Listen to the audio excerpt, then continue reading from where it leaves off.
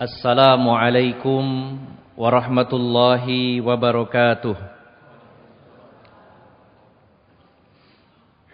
Alhamdulillahi hamdan katsiran thayyiban mubarakan fih, kama yuhibbu rabbuna tabaraka wa ta'ala wa yardah.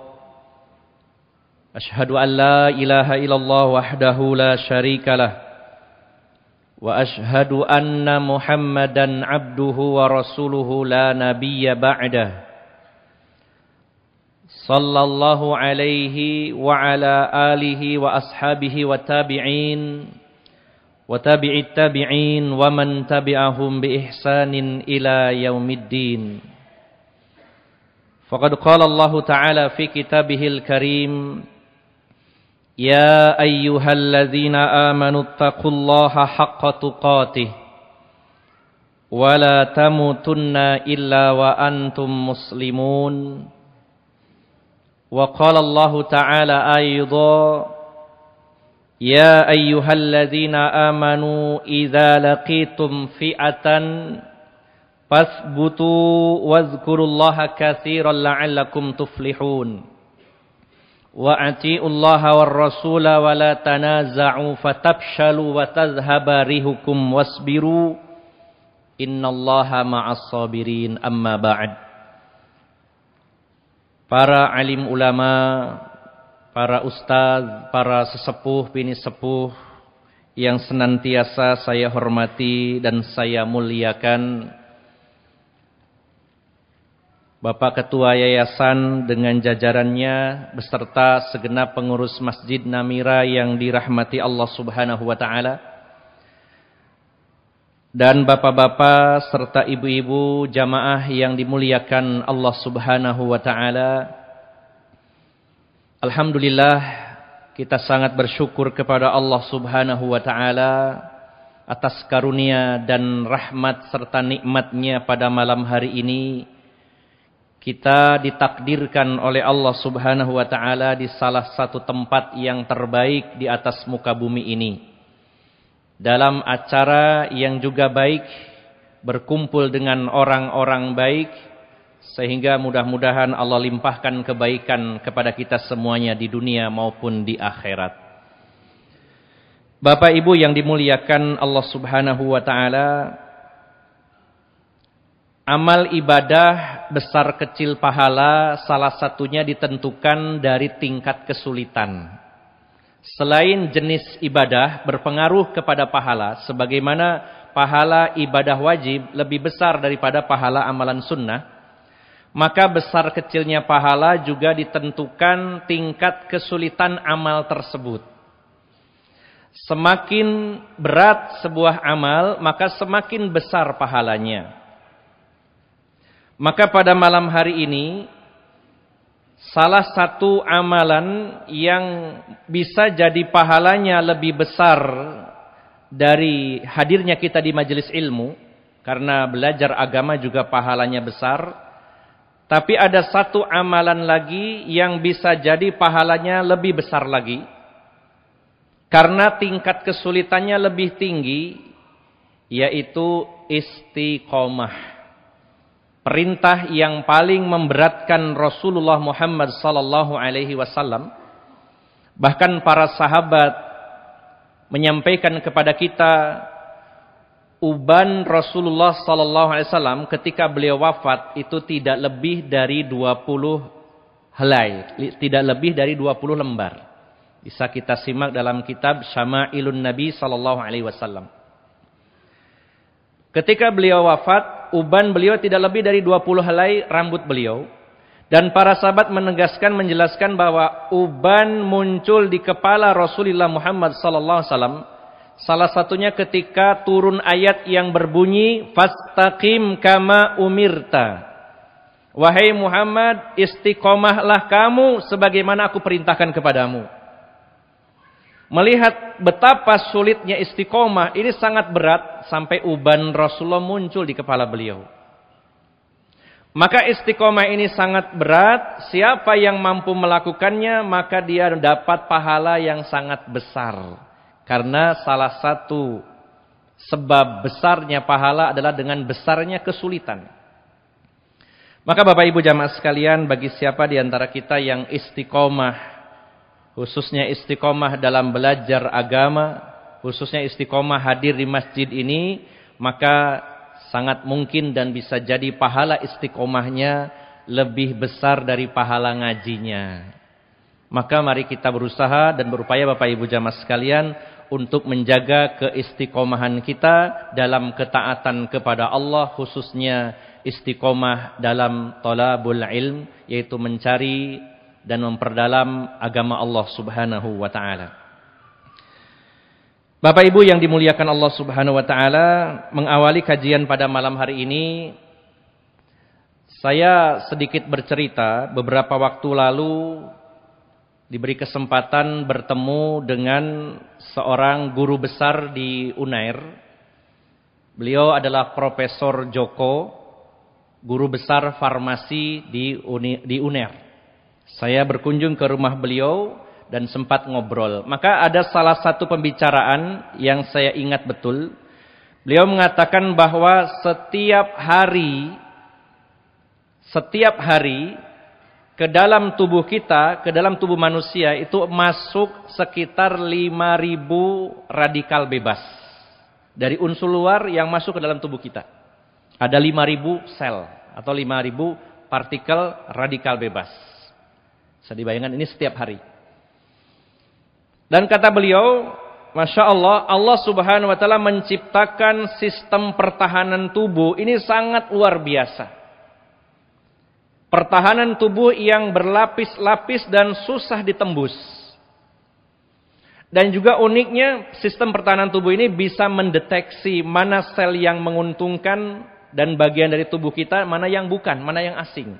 Ketika terdeteksi ini asing maka akan ditangkap, dihancurkan. Dan ketika Allah mentakdirkan ada satu sel saja yang lolos nempel di tubuh kita akan menjadi kanker. Dari sini saya bisa mengambil ibrah Bapak Ibu jamaah sekalian, mengaitkannya dengan pengobatan cara Nabi sallallahu alaihi wasallam yang disebut At-Tibun Nabawi, bahwa penyakit itu ada dua penyebabnya. Yang pertama dari dalam diri kita, yang kedua dari luar. Dan ternyata penyakit yang datangnya dari luar ini jauh lebih ringan dan jauh lebih mudah untuk ditangkal dan diobati daripada penyakit yang dari tubuh kita. Dari dalam itu biasanya ketidaknormalan kondisi tubuh, ketidaknormalan organ-organ tubuh. Ginjal sudah tidak bisa menyaring darah, ini lebih berat. Pankreas tidak bisa menghasilkan lagi insulin yang merubah gula menjadi energi. Jantung mulai bocor atau juga tersumbat dan lain-lain yang berasal dari tubuh kita sendiri. Ini lebih berat dibandingkan kalau ada serangan radikal bebas atau virus atau bakteri atau jamur yang masuk ke tubuh kita. Karena Allah ciptakan sistem pertahanan tubuh kita yang sangat luar biasa ini. Sehingga penyakit yang berasal dari luar harusnya lebih ringan. Bapak Ibu jamaah sekalian yang dimuliakan Allah Subhanahu wa taala, ibrah ini saya kaitkan dengan kondisi kaum muslimin saat ini yang secara global, secara umum dalam kondisi terpuruk, dalam kondisi lemah, dalam kondisi banyak dizolimi, banyak ditindas oleh musuh-musuh agama ini. Maka Bapak Ibu jamaah sekalian, banyak di antara kaum muslimin yang membahas hal ini karena besarnya musuh, hal ini karena banyaknya musuh. Karena kita diserang dari segala penjuru. Yang kita fokuskan adalah keadaan musuh-musuh. Padahal sejatinya Bapak Ibu jamaah sekalian, sejak terbitnya fajar Islam, sejak Rasulullah berdakwah, musuh-musuh Islam sudah banyak. Bukankah Rasulullah SAW harus menghadapi kaum musyrikin Mekah dengan segala kekuatannya, dengan gelontoran biaya yang tidak sedikit? Ketika beliau hijrah ke Madinah, masalah tidak selesai, bahkan semakin besar. Harus berhadapan dengan orang-orang Yahudi. Harus berhadapan dengan orang-orang munafik. Bahkan pada tahun ke-5 Hijriah terjadi perang Ahzab, di mana 60% pasukan adalah tentara bayaran dari suku Ghatafan. Belum lagi harus menghadapi ancaman dari luar yang lebih besar, yaitu pasukan Romawi dan juga Persia, yang waktu itu adalah dua negara adik kuasa. Sehingga kalau bicara, wah kita sekarang lemah karena kuatnya musuh, ini perlu kita luruskan Bapak Ibu jamaah sekalian. Sebenarnya kita kalah, sebenarnya kita lemah, itu karena diri kita sendiri. Bukan semata-mata dari musuh.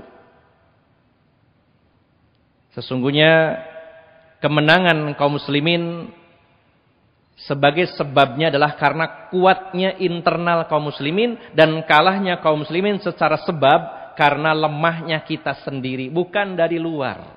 Karena kalau dari luar, dari dulu yang memusuhi Islam selalu ada, setiap zaman ada, bahkan sampai hari kiamat. Nah, oleh karena itu Bapak Ibu jamaah sekalian, agar kita mendapatkan pertolongan dari Allah, agar kita mendapatkan kemenangan, meraih masa kejayaan Islam yang pernah dulu dialami oleh kaum muslimin selama 7 abad lamanya, 2/3 bumi ini dalam genggaman kaum muslimin, yang pada hari ini kita dalam kondisi berada di bawah. Maka untuk mengembalikan itu semua, kita harus fokus betul-betul untuk membenahi dan menguatkan internal kita kaum muslimin. Maka pada kesempatan yang berbahagia ini saya mengutip satu tema yang saya kutip dari kitab Imam Ibnul Qayyim Al-Jauziyah rahimahullah. Beliau menulis kitab lebih dari 100 kitab dan kitabnya rata-rata kitab-kitab unggulan. Salah satu kitab beliau ini yaitu kitab Al-Furusiyatul Muhammadiyah. Al-Furusiyah Al-Muhammadiyah.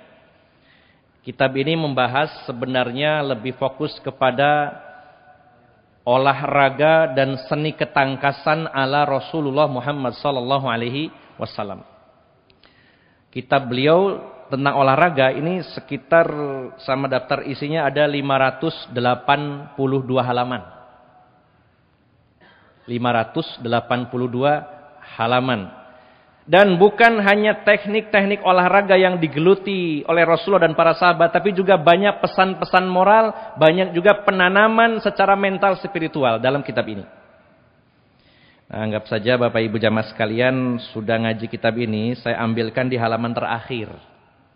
Ya, di halaman terakhir, anggap saja ini sebagai cuplikan. Semoga termotivasi untuk mempelajarinya dari awal. Karena ini sangat penting bagi kita kaum muslimin. Ya. Bapak Ibu jamaah sekalian yang dimuliakan Allah Subhanahu wa taala, ada 5 elemen yang membangun terbentuknya Qubbatun Nasr. Beliau mengatakan di halaman terakhir, "Fahadhihi khamsatu asya'in tubtana 'alaiha Qubbatun Nasr. Wa mata zalat aw ba'daha zala minan nasri bihasbi ma naqasa minha wa idza ijtama'at qawwa ba'daha ba'dha. Wa sara laha atharun 'azimun fin nasr." Kata beliau, ada 5 perkara yang dengannya terbangun kubah pertolongan, Qubbatun Nasr. Ini kan lagi, dunia ini lagi rame membahas tentang kubah. Yang pertama tentang Qubbatus Sakhra yang ada di kompleks Masjid Al-Aqsa, yang disebut atau dikenal dengan sebutan Dome of the Rock, yaitu Qubbatus Sakhra, kubah batu. Yaitu kubah yang berwarna keemasan yang dibangun oleh Khalifah Abdul Malik bin Marwan, di mana di dalamnya ada batu tempat berpijaknya Rasulullah SAW saat akan Mi'raj ke langit 7 dan ke Sidratul Muntaha. Berada di Palestina yang sekarang dikuasai oleh Zionis, yaitu Dome of the Rock. Nah, yang kedua yang sedang viral yaitu Iron Dome, ya. Sistem pertahanan udara yang dimiliki oleh Zionis Israel, yang konon katanya tercanggih di dunia, tapi bisa ditembus oleh roket-roket murahan pasukan Hamas di Palestina. Ya. Nah, kita tidak akan bahas itu karena kita sedang membahas Qubbatun Nasr, yaitu kubah pertolongan yang menjadi proteksi bagi kaum muslimin dan menjadi sebab datangnya kemenangan dari Allah Subhanahu wa taala. Beliau mengatakan, Kalau hilang 5 perkara ini, maka hilanglah pertolongan dari Allah. Jauh dari kemenangan kaum muslimin ini.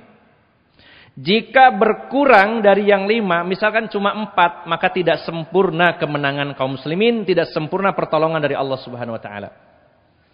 Semakin sedikit dari 5 unsur ini yang hilang, semakin banyak yang hilang, maka semakin jauh kaum muslimin dari kemenangan.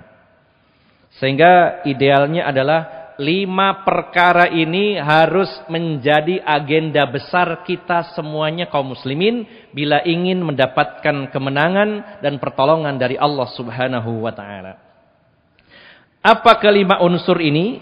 Ini sebenarnya poin 1 sampai 5. Setiap poinnya bisa menjadi satu kajian karena butuh pendalaman. Namun mudah-mudahan dengan waktu yang singkat, semoga Allah memberikan kemudahan dan pertolongan kepada kita untuk bisa dibahas secara singkat, padat, dan mudah-mudahan bisa dipahami serta memotivasi kita untuk bisa mengamalkannya.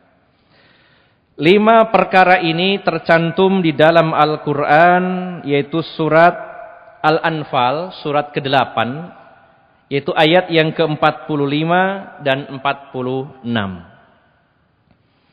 Allah Subhanahu wa taala berfirman, "Ya ayyuhalladzina amanu idza laqitum fi'atan."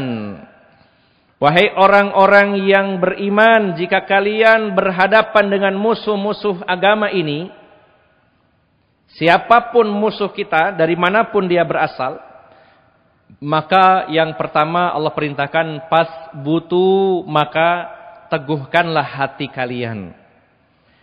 Wazkurullaha katsiran la'allakum tuflihun. Yang kedua, berzikirlah kepada Allah dengan zikir yang banyak agar kalian mendapat kemenangan. Yang ketiga, wa'atiullaha warrasula, taatlah kepada Allah dan Rasulnya, bertakwa kepada Allah Subhanahu wa taala. Yang keempat, wala tanaza'u fatafshalu wa tadhhaba rihukum. Janganlah kalian suka berselisih yang menyebabkan kalian gentar terhadap musuh-musuh kalian dan kehilangan kehilangan power, kehilangan wibawa di tengah-tengah kancah dunia. Dan yang kelima, wasbiru, sabarlah kalian, innallaha ma'as sabirin, sesungguhnya Allah bersama orang-orang yang sabar. Beliau menjelaskan di sini, fa'amaral mujahidina fiha bi khamsati asya'in majtama'at fi fi'atin qattu illa nusirat wa in qallat wa kasara aduwuha. Kata beliau, Imam Ibnu Qayyim mengatakan, maka Allah Subhanahu wa taala memerintahkan kepada para pejuang kaum muslimin untuk melakukan 5 perkara ini. Tidaklah terkumpul di satu komunitas, di satu kaum termasuk kita 5 perkara tadi kecuali Allah akan tolong. Kalau terkumpul 5 perkara ini, pasti Allah akan menolong dan memberikan kemenangan. Walaupun jumlah perkumpulan tadi, kaum tadi sedikit dan musuh jauh lebih banyak, tetap akan Allah menangkan dan Allah akan berikan pertolongan. Dengan sebab 5 perkara tadi. Yang pertama, Bapak Ibu jamaah sekalian, ahaduha as-subat. Yang pertama adalah kekokohan hati. Nah, ini sangat penting Bapak Ibu jamaah sekalian, karena beliau menjelaskan bahwa salah satu unsur yang paling mendominasi kenapa seseorang itu punya keberanian. Dalam kitab ini juga beliau menjelaskan bahwa asy-syaja'atu, keberanian, adalah hiya subatul qalbi indal zalazil. Keberanian itu adalah teguhnya hati di saat terjadi kegoncangan. Sebelumnya beliau menjelaskan bahwa kaum laki-laki khususnya itu terbagi menjadi 3. Ya, ada 3 model laki-laki. Nah, panjenengan sama saya nanti masuk model yang mana? Yang pertama, ar-rajul, kata beliau. Ar-rajul, laki-laki sejati. Siapa mereka yang memiliki 2 hal? Yang pertama, dia memiliki intelektualitas yang tinggi, kecerdasan yang tinggi, memiliki strategi yang tangguh. Yang kedua, memiliki keberanian. Siapa yang terkumpul dalam dirinya dua hal ini, cerdas, berani, maka sangat layak untuk menguasai siapapun, menguasai dunia termasuk. Ya. Maka laki-laki yang ideal, lelaki sejati memiliki dua hal ini, yaitu memiliki kecerdasan dan memiliki keberanian. Yang kedua, nisfur rajul, setengah laki-laki yang memiliki salah satu dari kedua ini. Kalau ada seseorang yang cerdas, intelektualitasnya tinggi, ahli strategi, tapi tidak punya keberanian, akhirnya hanya teori saja. Istilahnya hanya omong doang, karena nggak punya nyali. Ada lagi yang kedua, wah nyalinya besar, keberaniannya sangat luar biasa, tapi tidak punya intelektualitas yang tinggi, nggak punya kecerdasan, tidak punya pertimbangan. Akhirnya yang terjadi dia jadi orang yang ceroboh, sembrono, dalam bahasa mudanya jadi ngawur begitu Pak ya. Maka siapa yang memiliki salah satunya saja, kata beliau Imam Ibnul Qayyim menyatakan disebut nisfur rajul, separuh laki-laki. Nah yang ketiga, la syai', nggak ada apa-apanya, wis gak cerdas, gak punya nyali lagi, waduh ini parah ya. Wis gak pinter, ya, pengecut lagi. Auzubillah, kita berlindung kepada Allah Subhanahu wa taala dari perkara ini. Bapak Ibu jamaah sekalian, dan ternyata keteguhan hati yang mendasari keberanian ini tidak identik ya dengan postur tubuh seseorang. Ini juga dijelaskan oleh beliau. Wa katsiru minan nas tashtabihu alaihi syaja'atu bil quwwah wa huma mutaghayyirani. Fa inna saja'ata hiya subatul qalbi inna nawazil wa in kana dhaiful batshi. Beliau mengatakan kebanyakan orang ya mengidentikan keberanian itu dengan kekuatan fisik. Kalau orangnya kuat, kekar, tinggi besar, berotot, maka kebanyakan orang mengidentikan ini orang pemberani.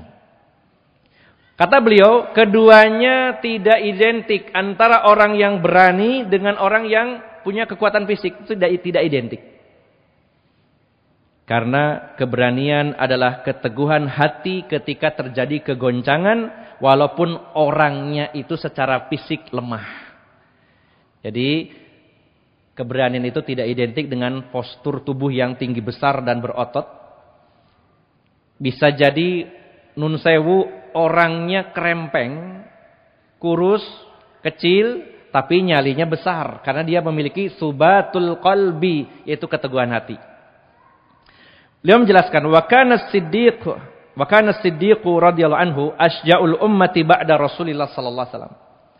Kita ingin tahu siapakah manusia yang paling berani?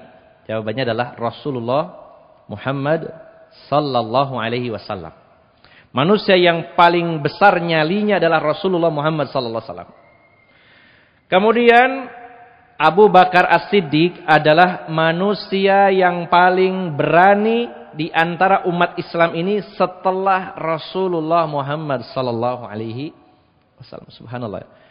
Abu Bakar laki-laki paling berani di tengah-tengah umat Islam ini dari zaman ke zaman setelah Rasulullah Muhammad sallallahu alaihi wasallam.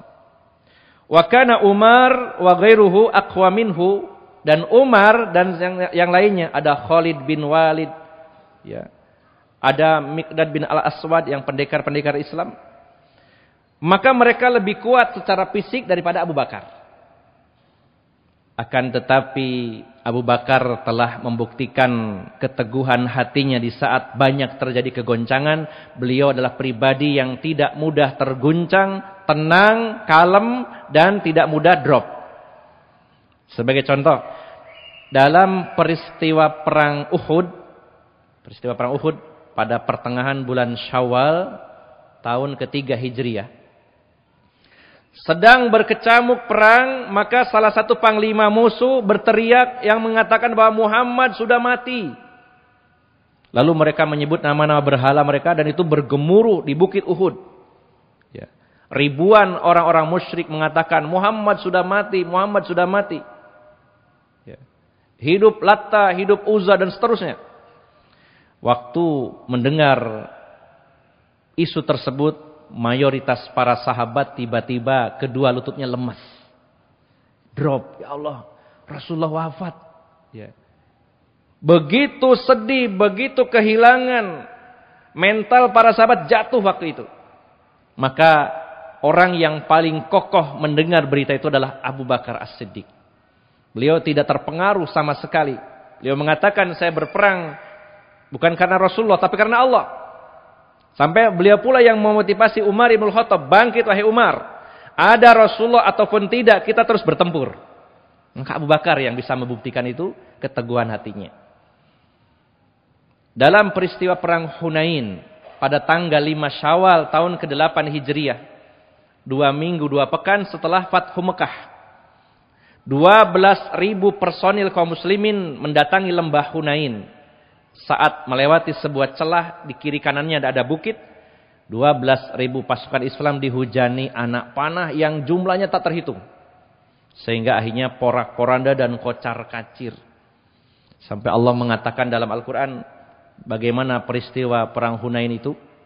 Allah berfirman, wa yauma Hunain idz a'jabatkum kasratukum.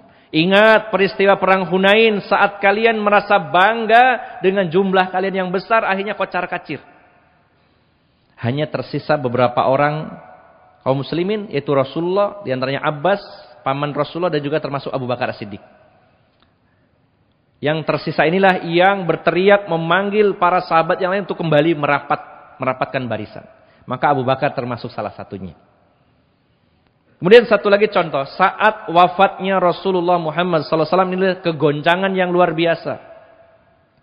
Para sahabat menggambarkan bahwa saat Rasulullah itu hijrah dari Mekah ke Madinah, seolah-olah semua benda itu seolah-olah bersinar karena saking bahagianya.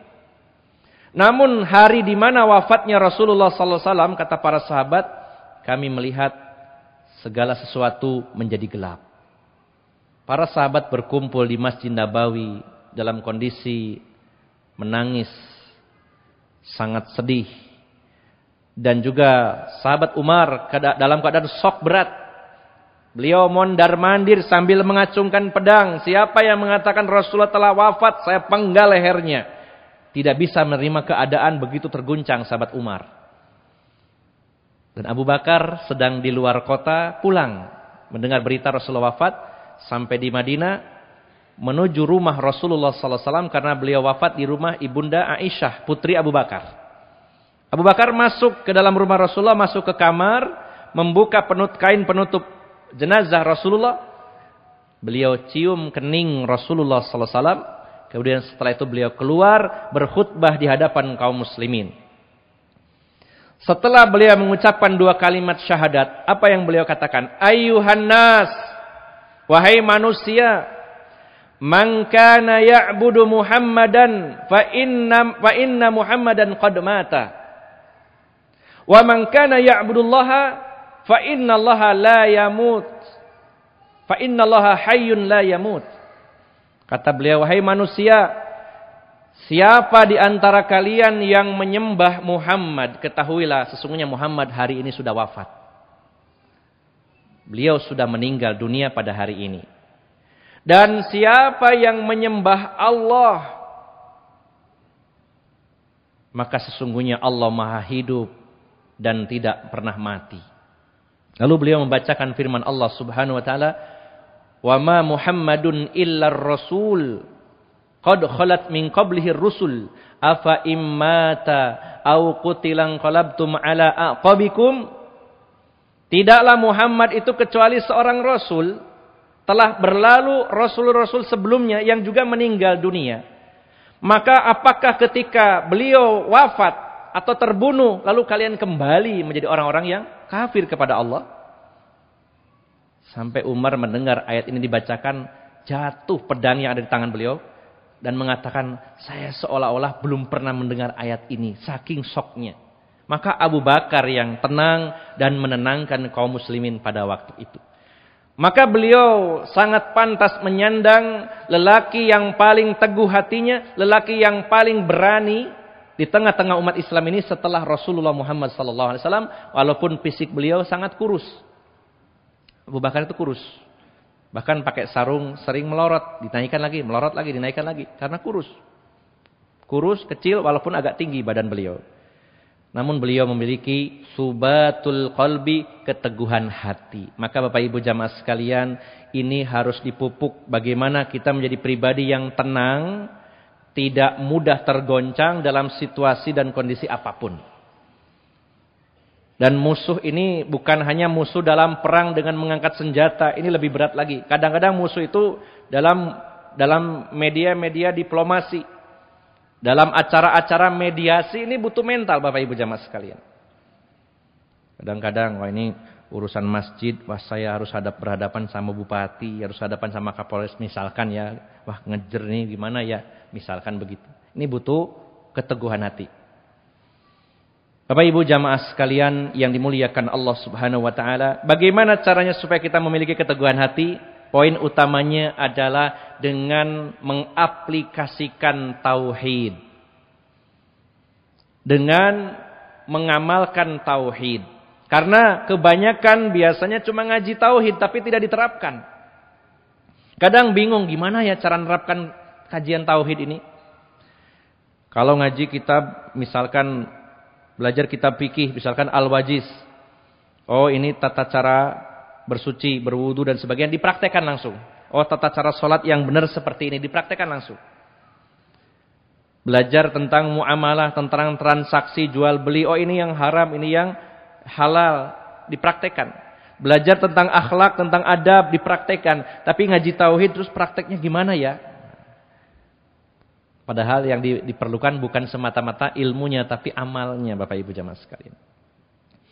Kadang-kadang sudah ngaji tauhid, ngajinya sudah 5 tahun, sudah 10 tahun, tapi pada saat terjadi sesuatu dalam kehidupan seseorang, seolah-olah ilmunya hilang. Saya pernah ada seorang ibu bertanya, padahal sudah ngaji cukup lama, Ustaz, ini kurang 2 tahun, suami saya mau pensiun. Ya. Kurang 2 tahun mau pensiun. Padahal ini anak-anak masih kuliah, kemudian juga ada beberapa cicilan. Ini sebentar lagi pensiun.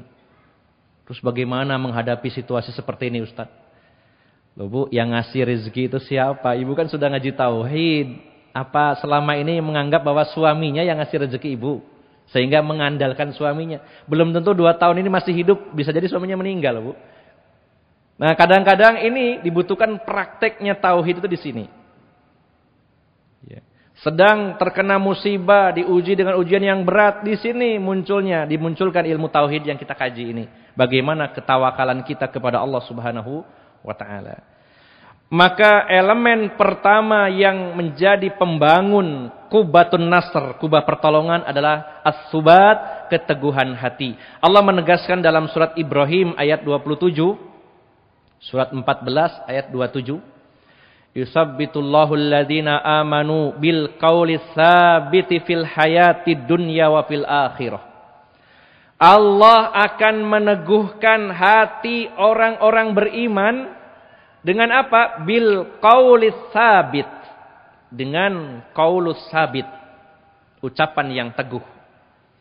Dalam kehidupan dunia maupun kehidupan akhirat. Ternyata qaulus sabit menjadi sebab teguhnya kita di dunia sampai ke akhirat. Terutama di alam kubur. Para ulama menafsirkannya keteguhan di alam kubur saat didatangi 2 malaikat ditanya di alam kubur. Apa qaulus sabit? Kita diteguhkan dengan qaulus sabit. Rasulullah sendiri yang menafsirkan ayat ini bahwa qaulus sabit adalah kalimatu la ilaha illallah. Lafaz la ilaha illallah yaitu tauhid. Siapa yang ingin diteguhkan hatinya harus betul-betul mempraktekkan, mengaplikasikan tauhid dalam kehidupannya. Tidak ada yang dia takuti kecuali Allah. Tidak ada yang diharapkan kecuali Allah. Tidak ada yang dimintai perlindungan, pertolongan kecuali Allah. Di sini butuh keteguhan, Bapak Ibu jamaah sekalian. Sebagai tambahan bahwa ketika seseorang itu takut dengan selain Allah, sebenarnya tidak layak. Karena kalau sesama makhluk kadang-kadang ya memang levelnya berbeda-beda. Ada kadang-kadang orang itu ditakuti oleh seseorang, tapi ini juga takut sama yang di atasnya. Ya, sudah sunatullah di alam ini bahwa kalau sesama makhluk walaupun takut kepada seseorang, maka seorang ini bisa jadi takut kepada yang lain. Bahkan kadang-kadang yang levelnya paling rendah bisa jadi paling tinggi. Contoh ini Pak, contoh sederhana saja. Coba supaya nggak ngantuk saya ajak ngobrol Bapak-bapak. Bisa jadi sesuatu yang paling rendah jadi yang paling tinggi. Contoh, ini contoh sederhana. Bapak Ibu tahu kecoa ya Pak, kecoa. Apa itu? Curu ya bahasa Jawanya. Curu apa? Saya orang Sunda kan. Saya dari Bandung jadi bahasa Jawa sudah bisa, cuman kadang takut salah logatnya. Ya kecoa ya, kecoa. Kan sering ketemu itu ya. Nah, kecoa itu takut sekali sama tikus. Ya, takut dimakan sama tikus. Ternyata tikus itu takut sama kucing. Ya, sama kucing takut. Dan ternyata kucing di rumah itu takut sama tuan rumah. Dan tuan rumah takut sama nyonya rumah. Ada nggak yang seperti itu Pak? Nah, nyonya rumah takut sama kecoa. Kan aneh Pak, bulet ya. Kecoa takut sama tikus. Tikus takut sama kucing. Kucing takut sama juragan lanang. Sing juragan lanang takut sama juragan wedok. Juragan wedok takut sama kecoa. Akhirnya yang menang kecoa. Muter aja. Makanya kita kenapa harus takut kepada makhluk ya? Nggak ada yang kita takuti kecuali Allah Subhanahu wa taala. Karena seseorang yang kita takuti bisa jadi dia takut juga sama orang lain.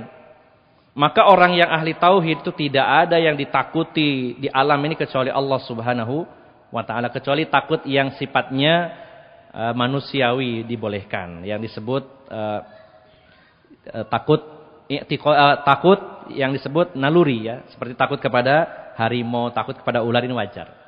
Nah, Bapak Ibu jamaah sekalian, maka unsur pertama yang membangun kubah pertolongan dan kemenangan adalah keteguhan hati, dan ini juga perlu kita minta dengan doa-doa kita kepada Allah Subhanahu wa taala yang tidak identik dengan postur tubuh yang kekar, karena keberanian adalah subatul qalbi inda nawazil, yaitu keteguhan hati saat terjadi kegoncangan. Yang kedua, Bapak Ibu jamaah sekalian, yaitu kasratu zikrihi subhanahu wa ta'ala. Memperbanyak zikir kepada Allah Subhanahu wa ta'ala. Saat berhadapan dengan musuh, karena ayatnya berbunyi tadi, idza laqitum fi'atan, jika kalian berhadapan dengan musuh kalian, maka yang kedua harus banyak menyebut nama Allah, zikir kepada Allah Subhanahu wa taala. Ini menjadi satu perlindungan yang sangat kokoh, yang melindungi kita dari syaitan dari kalangan jin maupun syaitan dari kalangan manusia.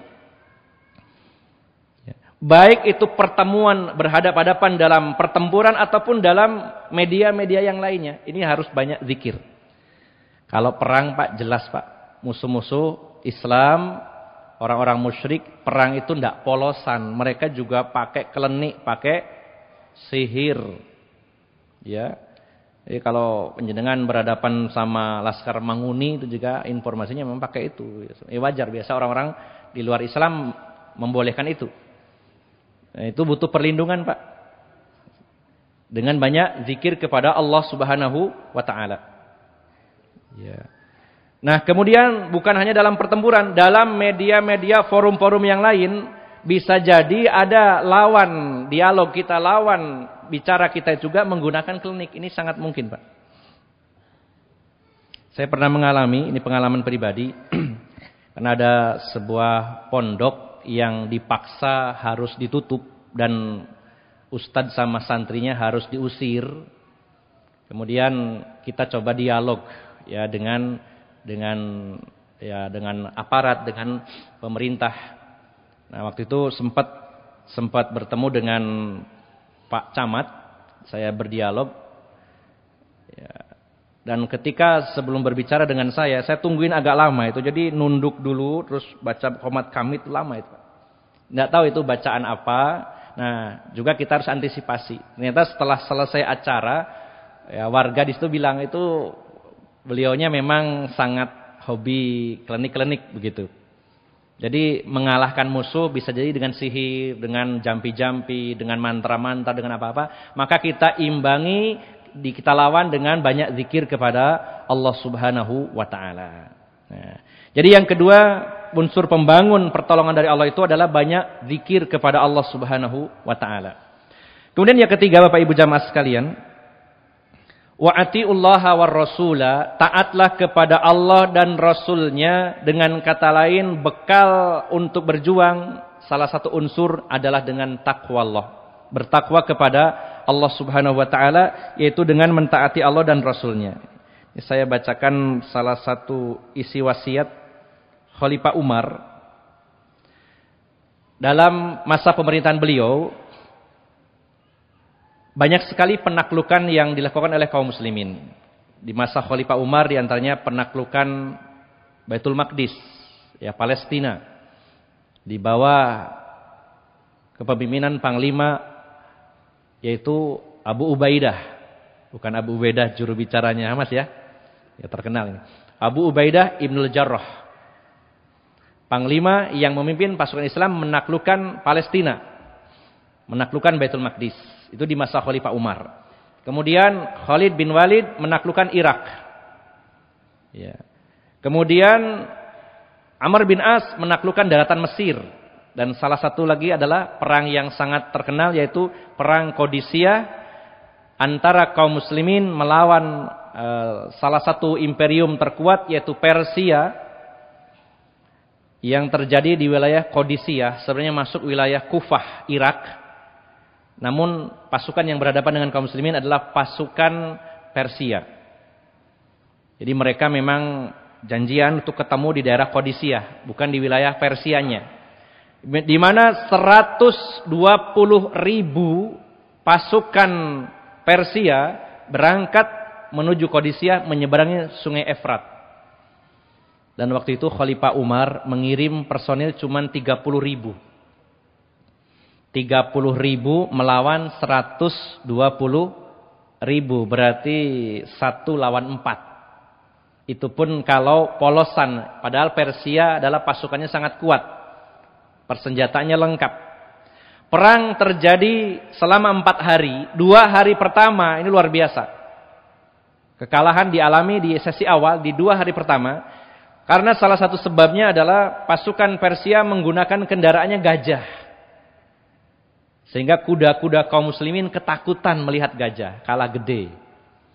Sudah gede, kupingnya lebar lagi, ininya mancung hidungnya. Ketakutan kuda-kuda kaum muslimin. Sehingga Sa'ad bin Abi Waqqas sebenarnya di awal sudah memprediksi ini pasukannya terlalu besar. Beliau sebelumnya sudah ngirim surat kepada khalifah untuk minta tambahan pasukan. Ya, akhirnya dikirim pasukan. Di antaranya dari pasukan Abu Ubaidah Ibnul Jarrah setelah menaklukkan Palestina berangkat membantu penaklukan Persia ini 5.000 personil. Kemudian satu lagi dari pasukannya Hasim bin Utbah ada 1.000 personil, sehingga totalnya 36.000 pasukan. Namun setelah surat itu sampai kepada khalifah, selain ditambahi personil, beliau memberikan wasiat kepada pasukan yang dipimpin oleh Sa'ad bin Abi Waqqas. Ini yang jadi perhatian kita. Isi surat Khalifah Umar secara singkat, poin utamanya. Beliau mengatakan, wa amuruka wa man ma'aka an takunu asyaddu ihtirasan minal ma'asi minkum min aduwikum. Fa inna dhunubal jaishi akhwafu alaihim min aduwihim. Wa innama yunsurul muslimuna bima'siyati aduwihim lillah. Walaula dzalika lam takun lana bihim quwwah. Li'anna adaduna laisa ka'adadihim. Ya, kata beliau, kata Khalifah Umar setelah berpesan, aku perintahkan kepada kamu wahai Sa'ad dan pasukan yang kamu pimpin untuk bertakwa kepada Allah. Dan aku perintahkan kepadamu dan pasukan yang bersama kamu agar benar-benar menjaga diri dari maksiat, jangan berbuat maksiat.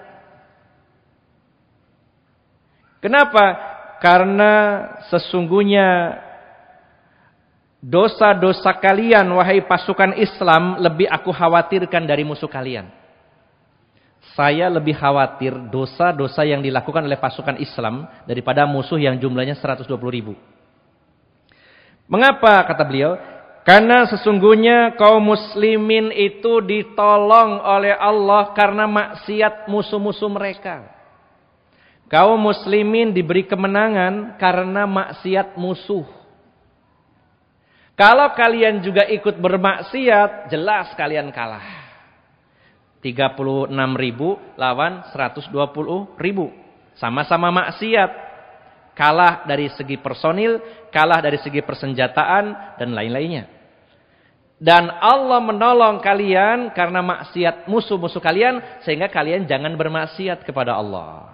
Nah, jadi Bapak Ibu jamaah sekalian yang dimuliakan Allah Subhanahu wa taala, maka elemen ketiga yang membentuk kubah pertolongan ini adalah dengan senantiasa taat kepada Allah dan Rasulnya dan jangan bermaksiat kepada Allah Subhanahu wa taala.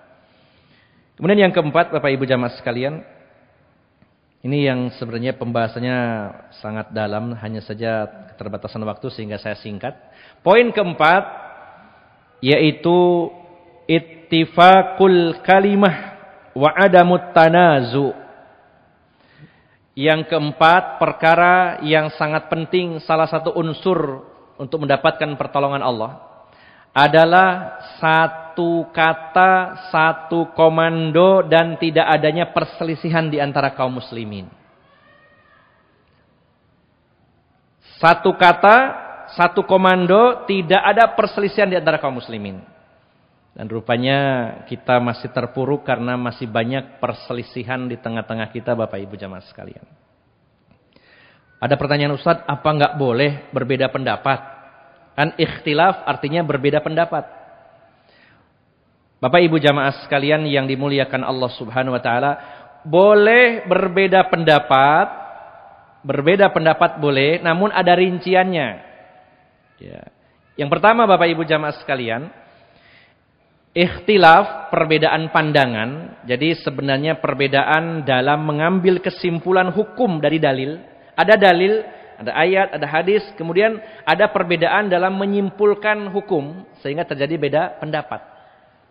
Maka yang pertama, boleh adanya ikhtilaf bila tidak berlanjut menjadi iftiraq. Ikhtilaf tidak berlanjut jadi iftiraq. Perbedaan pendapat tidak berlanjut jadi perpecahan. Maka dipersilakan. Bukankah Bapak Ibu jamaah sekalian, para sahabat saja manusia-manusia pilihan itu juga dalam beberapa kasus mereka berbeda pendapat. Sebagai contoh, pada peristiwa perang Bani Quraidah di tahun ke-5 Hijriah.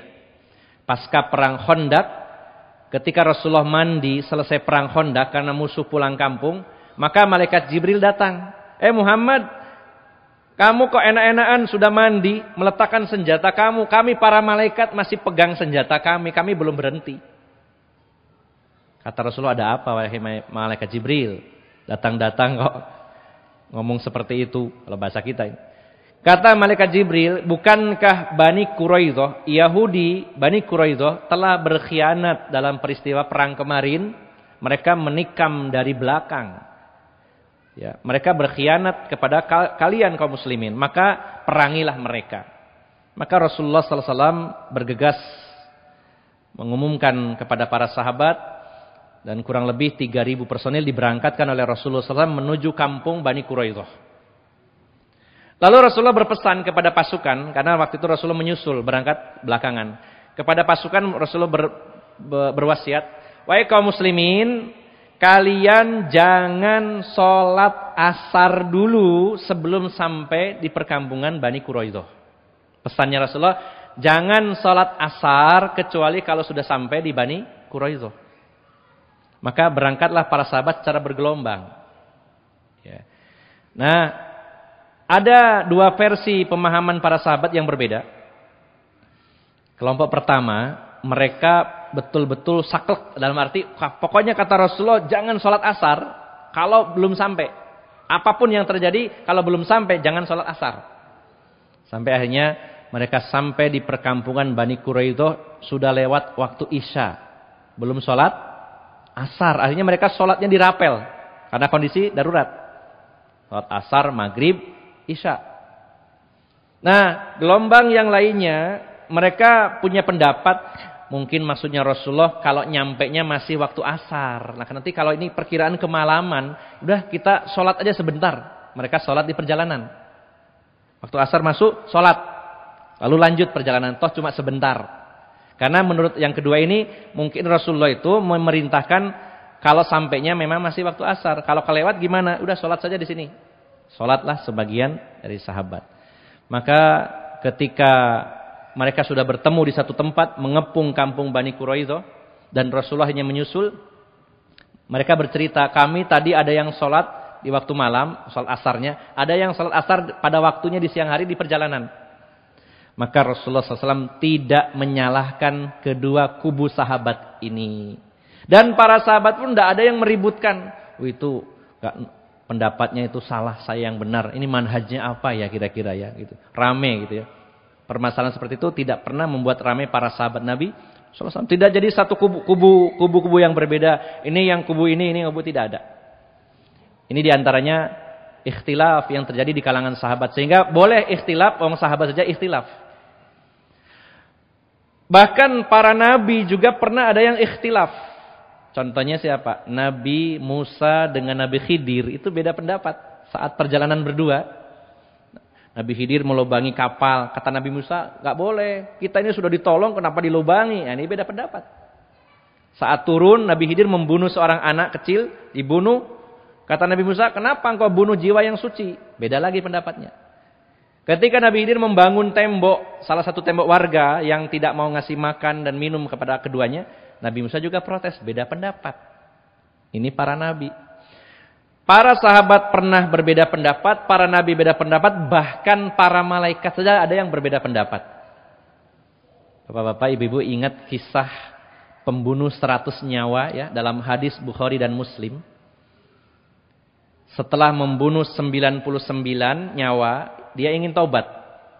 Kemudian konsultasi dengan seorang tokoh agama, apakah kalau saya taubat Allah akan menerima taubat saya? Saya sudah membunuh 99 nyawa. Kata tokoh agama ini, kayaknya nggak bisa. Kamu ini sudah terlampau banyak membunuh orang. 99 itu banyak. Akhirnya apa? Kata orang ini, wah jengkel ini, saya nggak diterima taubat. Sekalian aja dijangkepi 100, bunuh pisan 100. Nah, ketika ketemu dengan tokoh agama yang berikutnya, disampaikan kepadanya bahwa kalau kamu ingin taubat, kamu pergi ke kampung sana, di sana orangnya baik-baik, kamu belajar di sana, kamu memperbaiki di sana, memperbaiki diri di sana. Berangkatlah orang ini, namun di tengah jalan meninggal dunia. Akhirnya malaikat rahmat dan malaikat adab itu ikhtilaf di situ. Kata malaikat rahmat, ini orang sudah taubat loh ya. Ini layak untuk mendapatkan rahmat masuk surga. Kata malaikat azab, oh gak bisa. Ini kan masih perjalanan, belum nyampe ini. Terjadi perbedaan pendapat. Ini malaikat, Pak. Maka akhirnya Allah tengahi dengan mengutus seorang malaikat untuk mengukur jarak mana yang lebih dekat antara tempat asal dan tujuan. Ternyata lebih dekat ke tujuan. Maka selamatlah orang ini. Jadi Bapak Ibu jamaah sekalian, yang namanya ikhtilaf itu hal yang biasa. Para sahabat juga pernah mengalaminya, para nabi juga, para malaikat bahkan mengalaminya. Sehingga masalah ini sebenarnya tidak perlu diperbesar, perbedaan-perbedaan dalam masalah ini. Sebenarnya ada pembahasan yang lebih detail terkait masalah ini, bagaimana manajemen ikhtilaf. Karena di salah satunya ada kaidah dari para ulama yang berbunyi la inkara fi masailil ijtihad. Tidak boleh saling menyalahkan, tidak boleh saling mengingkari dalam perkara-perkara ijtihad. Jadi dalil itu sudah ada yang sharih, jelas, ayatnya jelas, hadisnya jelas, kita ikuti. Kemudian ada level kedua, di situ sebagian ulama berbeda dalam memahami dalil, sehingga terjadi perbedaan pendapat. Nah, yang ketiga, bahkan ada ranahnya ijtihad, maka tidak boleh saling menyalahkan dalam perkara ijtihad. Wah, itu salah, enggak. Masing-masing punya ijtihad. Tapi tidak boleh ijtihad dalam perkara-perkara yang sudah jelas dalilnya. Dalilnya sudah ada, dia menyimpang, alasan saya punya ijtihad sendiri. Ya. Maka ini memang butuh pembahasan terkhusus. Namun pada intinya Bapak Ibu jamaah sekalian, memahami tentang bagaimana manajemen ikhtilaf, perbedaan pendapat ini sangat penting. Sehingga kita tidak akan dengan mudahnya menyalah-nyalahkan saudara kita yang berbeda dengan kita. Atau sebaliknya justru ada orang-orang yang berbeda dan perbedaannya sangat fatal, kontradiksi dengan dalil yang jelas, lalu kita anggap saudara.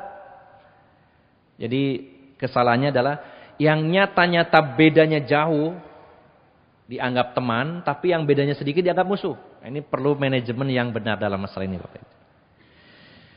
Namun karena waktu kayak saya persingkat bahwa poin keempat untuk mendapatkan pertolongan Allah adalah bersatunya kaum muslimin, bersaudaranya kaum muslimin, dan bagaimana memanage perbedaan-perbedaan pendapat yang ada di tengah-tengah kita. Dan yang terakhir, poin kelima, al-khamis, milaku dzalika kulluhu wa qawamuhu wa asasuhu wa huwa sabr. Kunci dari semuanya ini, dan ini termasuk yang paling pokok dari 5 perkara tadi, yaitu yang terakhir adalah sabar. Bapak Ibu jamaah sekalian, kesabaranlah ini yang pahalanya tidak akan pernah terbatas. Allah menyatakan, innama yuwaffas sabiruna innama yuwaffas sabiruna ajrahum bighairi hisab. Hanyalah orang-orang yang sabar yang Allah sempurnakan pahalanya tanpa hisab, tanpa hitungan. Dalam memiliki keteguhan hati butuh kesabaran, berzikir kepada Allah butuh sabar, taat kepada Allah juga butuh sabar, menghadapi perbedaan pendapat harus sabar, maka kunci semua itu adalah sabar. Bapak Ibu jamaah sekalian yang dimuliakan Allah Subhanahu wa taala, maka inilah 5 perkara, 5 elemen yang membentuk terbentuknya kubah pertolongan, yaitu kubah kemenangan dari Allah Subhanahu wa taala. Yang pertama, keteguhan hati, yang kedua, banyak berzikir kepada Allah, yang ketiga, taat kepada Allah dan Rasulnya, menjauhi maksiat, yang keempat, satu komando, satu kata, bersatu dan bersaudara, dan tidak berpecah belah. Kemudian yang terakhir yaitu sabar, dan merupakan kunci dari semua ini. Bapak Ibu jamaah sekalian, bila kelima perkara ini kita lakukan, maka Allah mewajibkan atas dirinya untuk memberikan pertolongan kepada kita. Allah menyatakan, wa kana haqqan alaina nasrul mu'minin. Wajib bagi saya, kata Allah, untuk menolong orang-orang beriman jika mereka sudah memenuhi 5 unsur tadi, sudah memenuhi sebab-sebab datangnya pertolongan dari Allah Subhanahu wa taala. Bila berkurang dari 5 poin tersebut, maka tidak sempurnalah pertolongan Allah, dan semakin banyak kurangnya, maka semakin banyak juga kurangnya dari pertolongan Allah Subhanahu wa taala. Mari kita berupaya secara maksimal untuk mengamalkan 5 perkara ini, dan mudah-mudahan dengan demikian segera pertolongan dan kemenangan Allah hadirkan di tengah-tengah kita kaum muslimin. Semoga saudara-saudara kita khususnya yang ada di Palestina segera bisa terbebas dari belenggu penjajah Zionis, dan semoga Masjid Al-Aqsa kembali ke pangkuan kaum muslimin. Semoga bermanfaat. Mohon maaf atas segala kekurangan. Aqulu qauli hadza wa astaghfirullah li wa lakum wa akhiru da'wana anil hamdulillahi rabbil alamin. Subhanakallahumma wa bihamdika asyhadu an la ilaha illa anta astaghfiruka wa atubu ilaik. Wassalamu alaikum warahmatullahi wabarakatuh.